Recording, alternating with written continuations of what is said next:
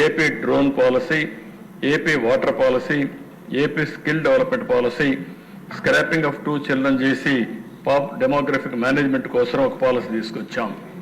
ఇవి as on today వచ్చాయి. ఇంకొక 5-10 పాలసీలు వస్తాయి. అల్టిమేట్ గా పాలసీ ఫ్రేమ్ వర్క్ కూడా రెడీ అవుతా ఉంది. ఇంకా ఇది ఎగ్జిక్యూషనే మన పని. ఇది ఎగ్జిక్యూషన్ చేయగలిగితే ఏదైనా సాధ్యం. అందుకే దీనికి ఎక్కడ పాలసీలు కావాలని పాలసీ ఫ్రేమ్ వర్క్ ఇస్తాం. ఇంకెవరికి డిస్క్రిప్షన్ లేదు. ఎవరు వచ్చినా వాళ్ళకి ఏం కావాలో ఫెసిలిటేట్ చేసుకుంటూ ముందుకు పోతాం. నెక్స్ట్ ఇక్కడికి వచ్చినప్పుడు ఈ పాలసీల ప్రభావం అప్పుడే మన మీద కనపడస్తా ఉంది. పాలసీలు ఉంటేనే సరిపోదు, దానికి సరైన నాయకత్వం ఇచ్చే ఆలోచన మనకు ఉండాల్సిన అవసరం ఉంది. ఈరోజు ల్యాండ్ అలాట్మెంట్ చేస్తే ఏపీఐసిలో 3,500 కోట్లు పెట్టుబడులు వచ్చాయి. 9,573 కోట్ల మందికి ఉద్యోగాలు వస్తున్నాయి. మల్లవల్లి ఇండస్ట్రియల్ పార్క్ నాశనం చేస్తే మళ్ళా స్ట్రీమ్ లైన్ చేశాం.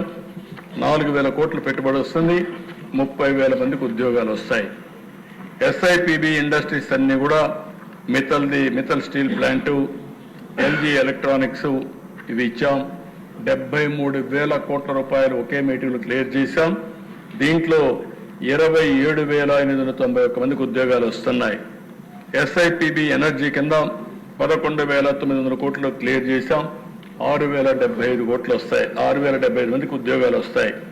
ఎన్టీపీసీ ఇప్పుడే చెప్పాను, పిఎం ఈజ్ లేయింగ్ ఫౌండేషన్ అని 1,81,000 కోట్లకు ఫేజ్ 1, ఫేజ్ 2, ఫేజ్ 3 చేస్తున్నారు.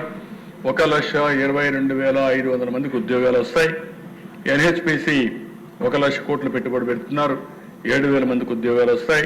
రిలయన్స్ సిబిజీ ఏదైతే ఉందో దానికి 65,000 కోట్లు పెడుతున్నారు. 2,50,000 మందికి ఉద్యోగాలు వస్తున్నాయి.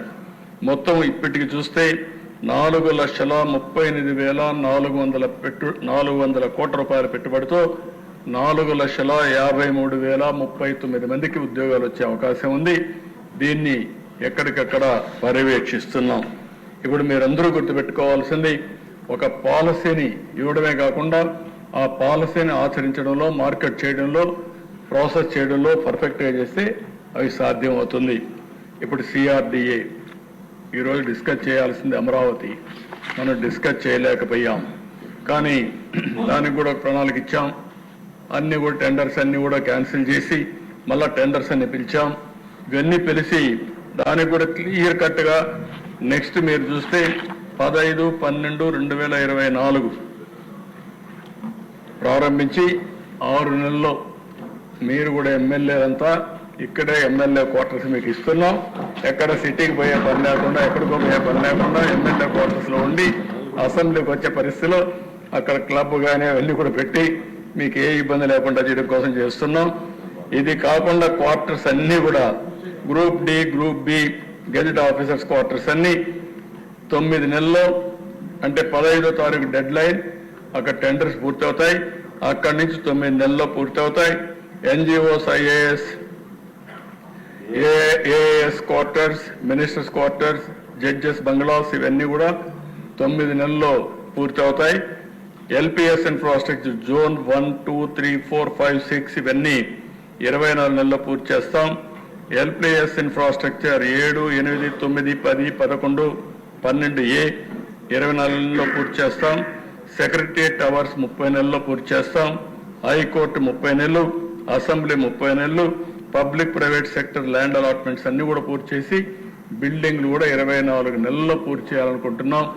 మాక్సిమం 30 నెలల్లో దగ్గర 30 నెలలు అంటే లెస్ దెన్ 3 ఇయర్స్. 3 సంవత్సరాల్లో అమరావతికి ఒక షేప్ తీసుకొచ్చి మళ్ళీ ఇక్కడ గర్వపడేవిధంగా అమరావతి వస్తుంది. దానికి కూడా స్టార్ట్ చేస్తున్నాం. దీనికి కూడా ఒక 50,000 కోట్ల రూపాయలు పెట్టుబడి పెడుతున్నాం. కాబట్టి 50,000 కోట్ల రూపాయలు ప్రాథమిక అంచనా. దీనికోసం ముందుకు పోతున్నాం అని చెప్పి కూడా నేను మీకు తెలియజేస్తున్నా. ఇది నీకు చాలా కోరిక ఉంది, మీది ఊరే కాబట్టి అవసరం లేదు మీకు. చూద్దాం, ఒకసారి ఆలోచించి. ఫస్ట్ వచ్చారు కాబట్టి ఎమ్మెల్యేస్ అందరూ, వాళ్ళు కూడా మళ్ళీ రావడానికి అదే మరి హైదరాబాద్లో కూడా ఇచ్చాం. దాన్ని ఒక ట్రాన్స్పరెంట్గా ఏం చేయాలో ఆలోచించి అది కూడా చేస్తాం. ఇక్కడికి వచ్చినప్పుడు పోలవరం మీరు ఒకసారి చూస్తే 14, 19, 7 మండలాలు తీసుకొచ్చాం. 11,702 కోట్లు ఖర్చు పెట్టాం. అది ఈరోజు 55,548 కోట్లు అవుతుందని 17-18లోనే సిడబ్ల్యూసీ అందరూ కూడా అప్రూవ్ చేశారు. 72% పూర్తి చేశాం. ఇంకో పక్క వరల్డ్ రికార్డ్ అది Guinness record 32,315 cubic metre concrete వేయించాం. అదే మరి వీళ్ళు వచ్చిన తర్వాత మీరు చూస్తే 3.84% పనులు చేసి మొత్తం డ్యామేజ్ చేసి డయాఫామ్ వాల్ నాశనం చేస్తే ఇప్పుడు మళ్ళా డయాఫామ్ వాల్ కొత్తగా కట్టే పరిస్థితికి వచ్చాం. ఏదేమైనా వే ఫార్వర్డ్ మీరు చూస్తే 12,157 కోట్లు గవర్నమెంట్ ఆఫ్ ఇండియా ఇచ్చారు. అదే మరి ఈరోజు చూస్తే డయాఫామ్ వాల్ కూడా ఏజెన్సీని ఫిక్స్ చేసేసాం. రేపు రాబోయే రోజుల్లో ప్రిపరేటరీ వర్క్స్ అన్ని పూర్తయినాయి. డయాఫామ్ వాల్ అయితే మార్చి 2026కు పూర్తవుతుంది. ప్రాజెక్ట్ పూర్తిగా డిసెంబర్ 2027 లోపల ఎట్టి పరిస్థితుల్లో పోలవరం ప్రాజెక్టు పూర్తి చేసి జాతికి అంకితం చేస్తాం. నెక్స్ట్ ఇది పోలవరం సైట్ ప్రాజెక్ట్. ఇప్పుడు ఇది మీకు బ్రాడ్గా చూపించినప్పుడు ఏ విధంగా ప్రిపేర్ చేసి చూపించాం, 10 ప్రిన్సిపల్స్ చూపించాం, మిగిలిన ఫ్యామిలీ వ్యవస్థ ఇవన్నీ కూడా చెప్పాం. ఏ విధంగా భవిష్యత్తులో ముందుకు పోవాలో చెప్తూనే ఇప్పుడు యూస్ కేసెస్ కూడా ఏ విధంగా మనం ఈ 4 నెలల పాలసీల వల్ల ఏమేం చేసాం అవి కూడా మీకు చూపించాం.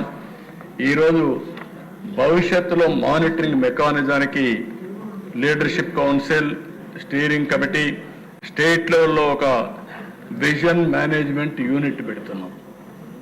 రాష్ట్ర స్థాయిలో ఒక విజన్ మేనేజ్మెంట్ యూనిట్ పెట్టి దానికి కావాల్సిన advisory committee, professional support, line departments, districts అన్ని కూడా అనుసంధానం చేస్తాం. ఏదైతే మనందరం గుర్తుపెట్టుకోవాల్సింది మానిటరింగ్ మెకానిజం ఎగ్జిక్యూషన్ పర్ఫెక్ట్గా ఉంటే మనం అనుకున్న లక్ష్యాలన్నీ కూడా కరెక్ట్గా ఉంటాయి. అందుకని స్టేట్ లెవెల్లో ఒక మెకానిజం తయారు చేస్తున్నాం.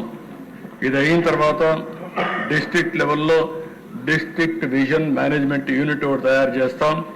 Economic growth, quality of life, real time governance అన్ని కూడా పెట్టి అక్కడనే మానిటర్ చేస్తూ వాళ్ళు చేసే యాక్టివిటీస్ అన్ని ఆన్లైన్లో అనుసంధానం చేసి రియల్ టైంలో మానిటర్ చేసే పరిస్థితి వస్తుంది. అదే సమయంలో మండల్ లెవెల్లో కూడా ఇది చేసి ముందుకు పోతున్నాం. అంటే 3 లెవెల్స్లో 1 స్టేట్, 2 డిస్ట్రిక్ట్, 3 మండల్ లెవెల్లో కూడా చేస్తాం. దీనికి విజన్ డాక్యుమెంట్స్ అన్ని తయారు చేసుకొని ముందుకు పోతాం. ఇక్కడ క్లియర్గా key performance indicators, standard operation procedures అన్నీ పెడతాం. ఏ వ్యక్తి ఏ విధంగా పనిచేయాలి, పని చేయకపోతే స్టాండర్డ్ టైంలో పని చేయకపోతే ఎందుకు చేయలేదు, నెక్స్ట్ ఏ విధంగా ఎక్సలరేట్ కావాలి, అవసరమైతే కొంచెం అడ్మినిస్ట్రేటివ్ రిఫార్మ్స్ కూడా తీసుకొస్తాం. టెక్నాలజీ పెరిగింది, బిజినెస్ రూల్స్ అన్ని ఓల్డ్లో ఉన్నాయి, అవి అవుట్డేటెడ్గా ఉన్నాయి. ఇప్పుడు టెక్నాలజీ అంతా కూడా ఫ్యూచరిస్టిక్గా వచ్చేసింది. ఈ 2 అనుసంధానం చేసి ఏ విధంగా చేయాలనో మొత్తం ఆలోచించి దానికి కూడా రిఫార్మ్ చేస్తాం. రాష్ట్రాన్ని మొత్తం మనం చూస్తే అమెరికాలో ప్రెసిడెంట్ ట్రంప్ వస్తానే ఒక 2-3 టాప్ పీపుల్ని పెట్టి కంట్రీలో అడ్మినిస్ట్రేటివ్ రిఫార్మ్స్ తీసుకొచ్చారు. మనం కూడా ఎవరైతే ఎలాన్ మాస్క్ అని రామస్వామిని 2 పెట్టి వారు కూడా తెచ్చే పరిస్థితి వచ్చారు. మనం కూడా అవన్నీ ఆలోచిస్తాం.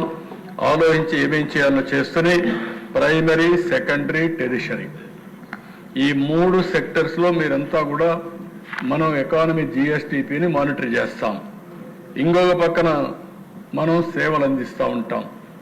1 మనం ఇచ్చే వెల్ఫేర్, 2 మనం ఇచ్చే రెగ్యులేటరీ సర్వీసెస్, ఇవన్నీ కూడా వేరియస్ థింగ్స్ పెట్టుకొని అల్టిమేట్గా ప్రజలకు సాటిస్ఫాక్షన్ ఉండే విధంగా ట్రాన్స్పరెంట్గా ఎక్కడికక్కడ పనులు చేసే విధానానికి శ్రీకారం చుడతాం. దీనివల్ల చాలా వరకు ఒక పాజిటివ్ అట్మాస్ఫియర్ క్రియేట్ అవుతుంది. ప్రజలు కూడా ముందుకు వచ్చే పరిస్థితి వస్తుంది. అదే మరి ఎక్కడికక్కడ క్లియర్ మెజరబుల్ ఆబ్జెక్టివ్స్ పెట్టుకుంటూనే అదే మరి ఇంకొక పక్కన మీరు చూస్తే division in roles and responsibility across district mandal లెవెల్కి తీసుకుపోయి అన్ని ఏరియాల్లో జవాబుదారీతనం తీసుకొస్తాం. రేపు రాబోయే రోజుల్లో ఒక ఆఫీసర్ ఇప్పుడు నేను చూస్తున్నాను మానవతా దృక్పథంతో హ్యూమన్ యాంగిల్లో మీరు ఆలోచించి సమస్యల పరిష్కారం చేయమంటే మనం ఒక పిటిషన్ పంపిస్తే ఆయన పైకి పంపిస్తాడు.